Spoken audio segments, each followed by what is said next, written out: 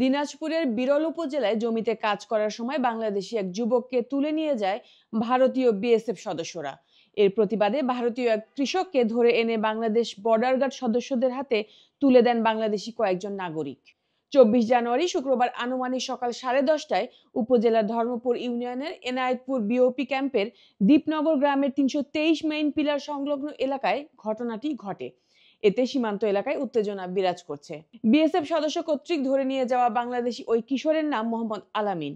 তিনি ধর্মপুর ইউনিয়নের কৈকুরি গ্রামের বর্গাচাষী রিয়াজউদ্দিনের ছেলে।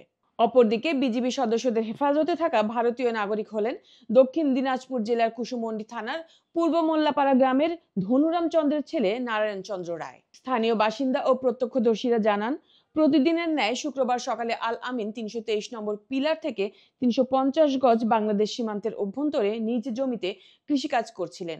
এ সময় 6 জন বিএসএফ সদস্য তাকে মারধর করে, পরে টেনে হিচড়ে তুলে নিয়ে যায়। বিষয়টি জানতে পেরে দীপনগর গ্রামের কয়েকজন ভারতীয় এক কৃষককে তার জমি থেকে তুলে এনে এনায়েতপুর বিওপি ক্যাম্পের সদস্যদের হাতে তুলে দেন।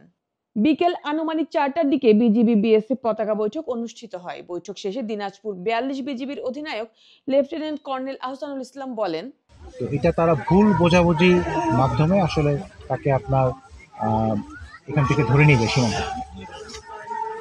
তো এটা পরে তারও চেক ব্যাক করছে, আমরা কনফার্ম করছি যে আলামিন আসলে একজন সাধারণ এখানকার খেটে খাওয়া লোক, সীমান্ত এলাকা বা তার বাসা। তাকে আমরা বিএসএফের কাছ থেকে পতাকা বৈঠকের মাধ্যমে, ব্যাটালিয়ন কমান্ডার আসছিলেন, পতাকা বৈঠকের মাধ্যমে তাকে আমরা নিয়ে আসলাম। আসলে বর্ডারটা এরকম আপনার এই এটা আইডেন্টিফাই করাটা খুব ডিফিকাল্ট। ওরা কিছুটা বাংলাদেশের মধ্যে চলে আসছিল, এটার ব্যাপারে আমরা তাদেরকে কড়া প্রতিবাদ জানিয়েছি যে কোনোভাবেই আপনারা আমাদের দেশের সীমানা, আন্তর্জাতিক সীমা রেখে যেটা আছে যদি ক্রস না করে, এটা তাদেরকে বলা হয়েছে।